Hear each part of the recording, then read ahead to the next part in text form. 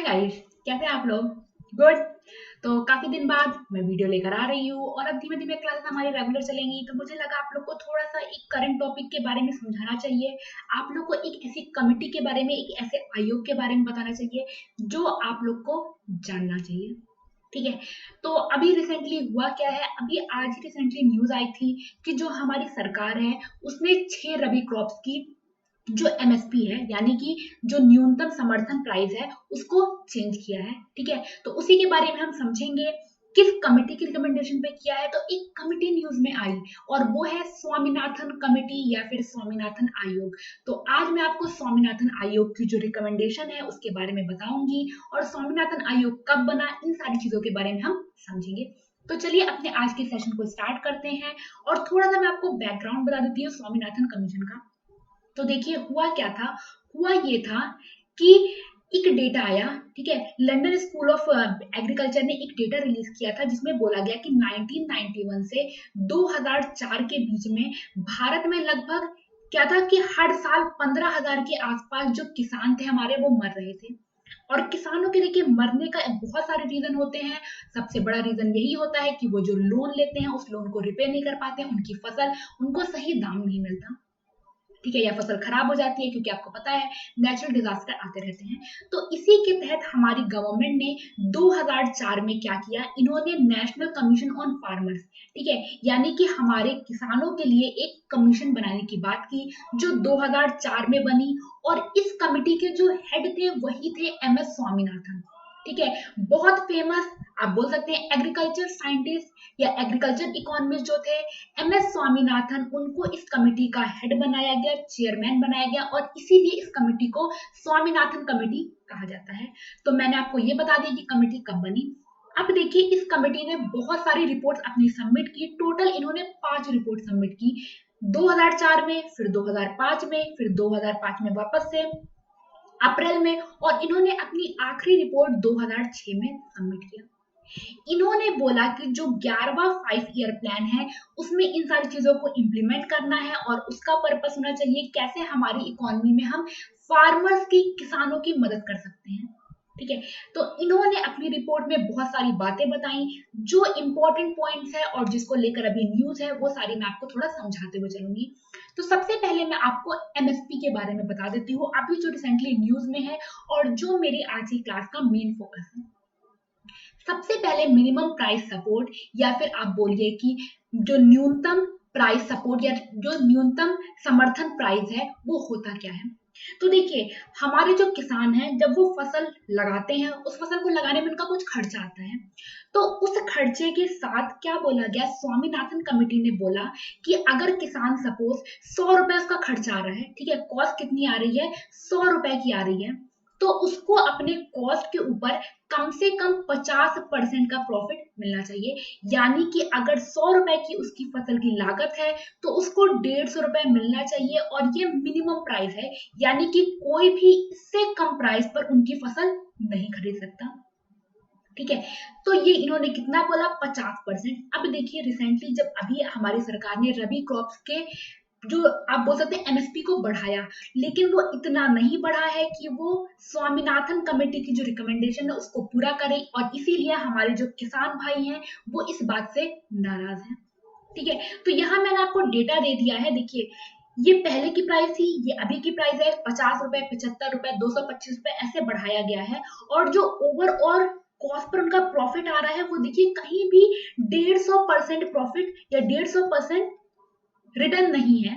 यानी कि अभी भी उनको जो स्वामीनाथन कमेटी की रिकमेंडेशन है उसके अकॉर्डिंग एमएसपी नहीं सेट की गई है। बट अभी ये नई एमएसपी है, आपसे पूछा जा सकता है किस किस पर अभी रबी क्रॉप पर एमएसपी चेंज किया गया है। तो वीट यानी कि गेहूं, बार्ले, ग्राम, मसूर, इसके अलावा मस्टर्ड, सनफ्लावर, इन सब पर इसको चेंज किया गया है। ठीक है। तो ये तो मैंने आपको एक पॉइंट बता दिया स्वामीनाथन कमेटी की रिकमेंडेशन का। अब मैं आपको थोड़ा सा और स्वामीनाथन कमेटी की रिकमेंडेशन के बारे में बता देती हूँ। तो सबसे पहले देखिए उन्होंने लैंड रिफॉर्म के बारे में बोला। लैंड रिफॉर्म का मेन पर्पस क्या है, उसमें ये बोला गया कि जो भी वेस्ट लैंड है या फिर जो कम उपजाऊ लैंड है उसको किसको दिया जाए, उसको उन किसानों को दिया जाए जो इनके पास भूमि नहीं है, जिनके पास एग्रीकल्चर लैंड नहीं है। इसमें एक बात और बोली गई, हमारे देश के 50% जो रूरल लोग हैं, जो गरीब लोग हैं, जो पॉवर्टी लाइन पर हैं, उनके पास हमारे देश के टोटल लैंड का 3% है, और जो हमारे देश के 10% अमीर लोग हैं, उनके पास टोटल लैंड का 54% है। यानी कि आप देख सकते हैं कितना डिफरेंस है। ठीक है, यानी गरीबों के पास सिर्फ और सिर्फ 3% लैंड है, और जो अमीर लोग हैं 10%, उनके पास हमारे देश के 54% एग्रीकल्चर लैंड है। तो उन्होंने बोला देखो भाई, जो नहीं यूज वाली लैंड है या फिर जो लैंड है उसका डिस्ट्रीब्यूशन बहुत ज्यादा जरूरी है। ठीक, उसके बाद इन्होंने इरिगेशन रिफॉर्म के बारे में बताया, यानी कि इन्होंने सिंचाई में सुधार क्या किया जाना है उसके बारे में इन्होंने बताया। सबसे पहले तो इन्होंने एक डेटा बोला कि हमारे देश में जो टोटल लैंड है उसका 35% जो है उनके पास सिंचाई का एक भरपूर माध्यम है, यानी कि वो सिर्फ और सिर्फ बारिश के पानी पर डिपेंडेंट नहीं है। वो बारिश के पानी के अलावा बाकी जो इरिगेशन के मेथड है, बाकी जो सिंचाई के मेथड है, वो उनके पास अवेलेबल है। लेकिन हमारे देश के जो 52% किसान है या फिर 52% जो हमारे किसान भाई हैं, वो किस पे डिपेंडेंट है? वो बारिश के पानी पर ही डिपेंडेंट है। यानी कि सिंचाई का एक अच्छा माध्यम हमारे देश में नहीं अवेलेबल है, और उन्होंने बोला कि सरकार को इस पे काम करना चाहिए और किसानों को सिंचाई का एक अच्छा माध्यम प्रोवाइड करना चाहिए कि अगर बारिश ना हो या फिर बारिश कम हो तो उनको दिक्कत ना हो। ठीक है, तो उस इसमें क्या बोला गया? इसमें सिंचाई के बारे में बोला गया है, एक ऐसा मेथड जहां सिंचाई का भरपूर माध्यम हमारे किसानों तक पहुंचाया जाए, हर जगह ये सुचारू रूप से अवेलेबल हो। उसके बाद इस कमेटी की जो तीसरी रिकमेंडेशन थी वो थी प्रोडक्टिविटी ग्रोथ। प्रोडक्टिविटी ग्रोथ का मतलब सिंपल सा समझ लीजिए कि एक भूमि है, एक लैंड है, वो कितनी ज्यादा उपजाऊ है। ठीक है, उपजाऊ उन्होंने बोला कि अलग अलग टेक्नोलॉजी को अपनाओ, इरिगेशन बढ़ाओ, ड्रेनेज बढ़ाओ, अपनी जो भूमि है उसको ज्यादा उपजाऊ बनाओ, नए नए रिसर्च करो इस पर कि कैसे हम अपने भूमि की प्रोडक्टिविटी बढ़ा सकते हैं। उन्होंने बोला कि सरकार को इसकी तरफ काम करना चाहिए। अब इसी के बेस पे उन्होंने एक उदाहरण दिया। उदाहरण किसका था? धान का। आप में से मोस्टली लोग धान जानते होंगे, धान वही होती है जिसमें से जब उसका छिलका निकाला जाता है तो चावल निकलता है। ठीक है, तो उन्होंने धान के प्रोडक्शन पर क्या बोला? उन्होंने बताया कि दुनिया में पर हेक्टर, ठीक है, यानी कि पूरी दुनिया में पर हेक्टर जो लैंड की प्रोडक्टिविटी है वो कितनी है? भारत की 2929 केजी है, यानी कि हमारे पर हेक्टर पर 2929 केजी धान उगता है। वहीं जापान में जो ये नंबर है ये 6414 है, चाइना में 6321 है, और साउथ अफ्रीका में 6621 है। यानी कि आप देख सकते हैं भारत में प्रोडक्टिविटी काफी ज्यादा खराब है। तो उन्होंने बोला कि हमारी सरकारों को इसकी तरफ काम करना पड़ेगा। उन्हें हमारी जो भूमि है, हमारे किसानों की जहां फसल उगती है उसको और ज्यादा उपजाऊ बनाना पड़ेगा, ताकि अगर ये 1 हेक्टर लैंड है उसमें अभी हम इतना उगा रहे हैं तो हम इतना उगाएं। ठीक है, चलिए। उसके बाद क्रेडिट एंड इंश्योरेंस। देखिए, ये सबसे बड़ा रीजन है जिसके कारण हमारे किसान भाई क्या करते हैं?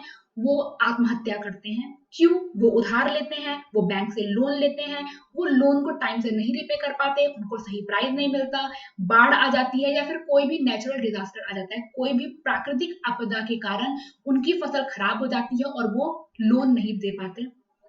ठीक है, तो 1 लाख 2 लाख कभी कभी इन इतने अमाउंट के कारण भी हमारे किसान भाई क्या करते हैं? आत्महत्या कर लेते हैं। तो उन्होंने बोला कि देखिए, सरकार को क्रेडिट एंड इंश्योरेंस, सबसे पहले तो हमारे किसानों को सस्ते रेट पर 4% के आसपास ब्याज पर क्या करना पड़ेगा? उन्हें लोन देना होगा, जिससे कि वो कम इंटरेस्ट रेट के साथ लोन ले सकें। उनकी फसल खराब हो तो उस पर इंश्योरेंस भी देना चाहिए। आपने देखा होगा प्रधानमंत्री फसल बीमा योजना। फसल बीमा योजना यही है कि हमारे जो किसान हैं उनकी फसल का क्या हो? बीमा हो, अगर कुछ नुकसान हो तो उनको उसका हर्जाना मिल सके।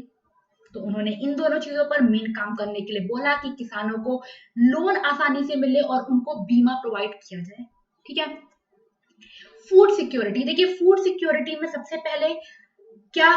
खाने की जो बर्बादी होती है उसको बचाने का, खाना हर एक जगह तक डिस्ट्रीब्यूशन सिस्टम ऐसा हो, एक यूनिवर्सल पब्लिक डिस्ट्रीब्यूशन सिस्टम, एक ऐसा सिस्टम लाया जाए जहां जो खाना है, जो फसल है, वो हर किसी तक पहुंचाई जा सके।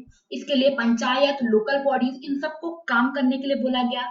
उन्होंने बोला फूड और वाटर बैंक बनाइए, जो क्या करे, जो भी खाना वेस्ट हो वहां जाकर दिया जाए ताकि जिनको जरूरत है उन तक ये पहुंच सके।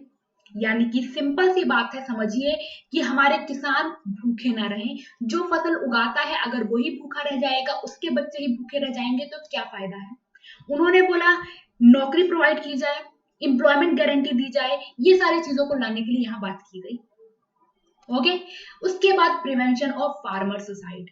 फार्मर सुसाइड सिंपल था, हमारे जो किसान हैं उनको इंश्योरेंस प्रोवाइड किया जाए। आपने देखा होगा आयुष्मान भारत योजना, ठीक है। यानी कि हमारे जो किसान भाई हैं उन तक हेल्थ कवरेज पहुंचाई जाए, हेल्थ इंश्योरेंस पहुंचाया जाए, उनको एक अच्छी लाइफ देने की कोशिश की जाए जिससे कि हमारे जो किसान है वो सुसाइड ना करें, वो आत्महत्या ना करें।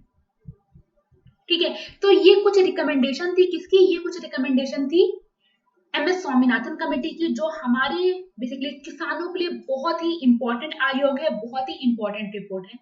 तो इस रिपोर्ट में क्या क्या बताया गया वो मैंने आपको समझा दिया। इनमें से अधिकतर चीजें अभी अप्लाई नहीं की गई हैं, कुछ चीजें लाई गई, जैसे कि मैंने आपको फसल बीमा योजना के बारे में बताया, जैसे कि मैंने आपको आयुष्मान भारत योजना के बारे में बताया। मैंने आपको बताया कि MSP का प्राइस तो बढ़ाया गया है, लेकिन अभी भी 150% के आसपास हम नहीं पहुंचे हैं।